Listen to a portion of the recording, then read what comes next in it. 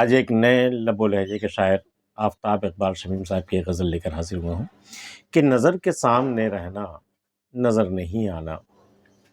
نظر کے سامنے رہنا نظر نہیں آنا، تیرے سوا یہ کسی کو ہنر نہیں آنا، یہ انتظار مگر اختیار میں بھی نہیں، پتا تو ہے کہ اسے عمر بھر نہیں آنا، یہ ہجرتیں ہیں زمین و زماں سے آگے کی، جو جا چکا ہے اسے لوٹ کر نہیں آنا، ذرا سی غیب کی لکنت زبان میں لاؤ،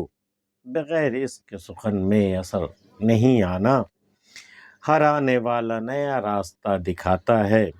اسی لیے تو ہمیں راہ پر نہیں آنا، ذرا وہ دوسری کھڑکی بھی کھول کمرے کی، نہیں تو تازہ ہوا نے ادھر نہیں آنا، کروں مسافت ناآفریدہ راہوں کی، مجھے ایسا بعد میں آوار اثر نہیں آنا، نظر کے سامنے رہنا نظر نہیں آنا۔ بھی ایک عجیب ایک کیفیت ہوتی ہے یہ کہ کوئی شخص آپ کے سامنے ہو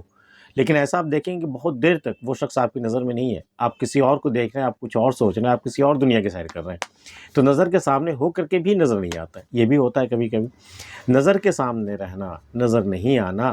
تیرے سوا یہ کسی کو ہنر نہیں آنا۔ اور ایک اور چیز شے ہوتی ہے، وہ ہوتا ہے نظر انداز کرنا، کہ سامنے ہو لیکن ہم تمہیں جان بوجھ کر نظر انداز کریں گے، ایسا ظاہر کریں گے جیسے ہم نے تمہیں دیکھا ہی نہیں، تم پر ہماری نظر نہیں پڑی۔ تو یہ ہنر جو میرے محبوب میں ہے کہ میں اس کے سامنے بھی ہوں پھر بھی وہ مجھے نظر انداز کر دیتا ہے، مجھ سے کترا کے نکل جاتا ہے، یہ ایسا شو کرتا ہے جیسے کہ اس کی نظر مجھ پہ نہیں پڑی ہے۔ یہ ہنر جو ہے نا میرے محبوب میں، یہ اور کسی کو نہیں آنا۔ اب دیکھیے اس بات کو آسان لہجے میں اس طرح بھی کہا جا سکتا تھا کہ یہ ہنر تیرے سوا کسی کو نہیں آتا، کہ میں تیرے سامنے ہوں تو مجھے نظر انداز کر دے، لیکن یہاں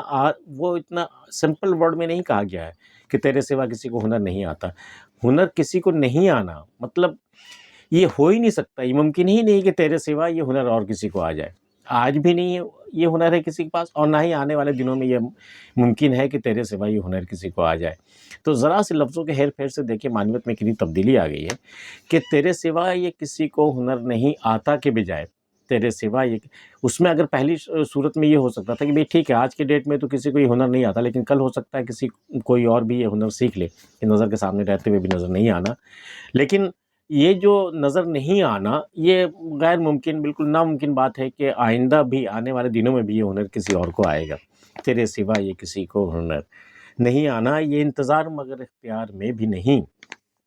پتا تو ہے کہ اسے عمر بھر نہیں آنا، مجھے تو پتا ہے کہ وہ عمر بھر نہیں آئے گا، لیکن انتظار میں ہوں میں، چونکہ انتظار میں میرا اختیار ہی نہیں ہے، میرے اختیار میں ہوتا تو میں انتظار کرتا یا نہیں کرتا، لیکن میرے اختیار میں بس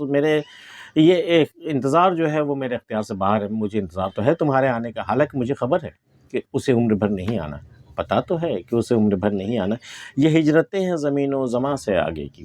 زمین سے بھی آگے کی اور زمانے سے بھی آگے کی، یہ جو ہجرتیں ہوتی ہیں نا زندگی سے گزر جانے کی جو ہجرتیں ہوتی ہیں، یہ ہجرتیں ہیں زمین و زماں سے آگے کی، جو جا چکا ہے اسے لوٹ کر نہیں آنا، جو ایک بار چلا گیا دنیا سے وہ لوٹ کر نہیں آنا، چاہے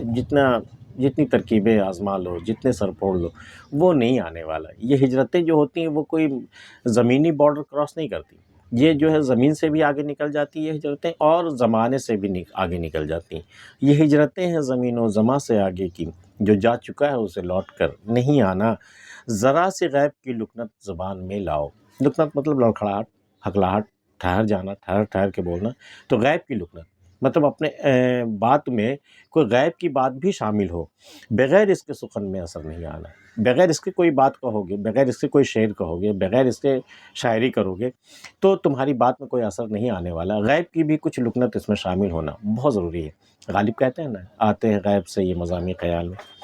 تو وہ چیز جب آتی ہے تب اشعار میں، سخن میں، تب جا کر کے جو ہے اس میں اثر پیدا ہو سکتا ہے۔ ذرا سی غیب کی لکنت زبان میں لاؤ، بغیر اس کے سخن میں اثر نہیں آنا، ہر آنے والا نیا راستہ دکھاتا ہے۔ کتنے مذاہب آئے دنیا میں، کتنے مسلک، کتنے آئیڈیاز، کتنے فلسفے آئے دنیا میں زندگی کو سمجھنے اور دنیا کو سمجھنے کے لیے، تو ہر آنے والا نیا راستہ دکھاتا ہے، اسی لیے تو ہمیں راہ پر نہیں آنا، اسی لیے تو ہم نے کوئی راہ ہی اختیار نہیں کی کہ آج یہ آیا، یہ آج یہ بتا رہا ہے، کل کوئی اور آئے گا کچھ اور بتائے گا، تو اسی لیے تو ہمیں راہ پر نہیں آنا، ہمارے راہ پر آنے کا کوئی چانس ہی نہیں ہے۔ کوئی امکان ہی نہیں کہ میں کبھی راہ پر آ جاؤں گا، میں ایسی راہ سے بھٹکا ہوا رہوں گا۔ ہر آنے والا نیا راستہ دکھاتا ہے، اسی لیے تو ہمیں راہ پر نہیں آنا، ذرا وہ دوسری کھڑکی بھی کھول کمرے کی۔ مطلب آپ تصور کیجیے کہ کمرے میں ایک کھڑکی کھلی ہوئی ہے اور ایک کھڑکی بند ہے، لیکن کہا جا رہا ہے کہ ذرا وہ دوسری کھڑکی بھی کھول کمرے کی،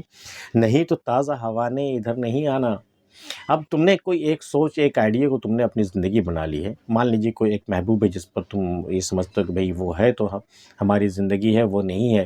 تو نہیں ہے، وہ چلا گیا اگر یا چلا جائے گا تو میرے پاس کچھ نہیں بچے گا۔ ایسا نہیں ہے، ذہن کی کھڑکیاں تھوڑا سا کھول، ذہن میں بہت ساری کھڑکیاں ہیں، ایک ہی کھڑکی کھول رکھی ہے تم نے دنیا کو اور لوگوں کو، رشتوں کو، سب کو ایک ہی نظر سے دیکھنا شروع کر دیا، یہ گھٹن ہو جائے گی، گھٹن بھر جائے گی تمہارے کمرے میں۔ ذرا اور بھی کھڑکیاں اسے بھی کھول، تب ہوا کا آنا جانا، وینٹیلیشن تب شروع ہوگا، تب تازہ ہوائیں آئیں گی، تب تازہ خیالات آئیں گے، تازہ نظریات تمہیں ملیں گے، تازہ حوصلہ تمہیں ملے گا۔ تو ذرا وہ دوسری کھڑکی بھی کھول کمرے کی، نہیں تو تازہ ہوا نے ادھر نہیں آنا۔ ممکن نہیں ہے کہ تازہ ہوا ادھر آئے گی۔ کروں مسافت ناآفریدہ راہوں کی، ناآفریدہ مطلب جس کا کوئی وجود ہی نہ ہو، جو کبھی پیدا ہی نہیں ہوا، ایسی راہیں کروں مسافت، تو میں جو سفر کرتا ہوں تو ایسی راہوں کی جو کبھی پیدا ہی نہیں ہوئی، وہ راہ ہے ہی نہیں، وجود ہی نہیں ہے اس کا۔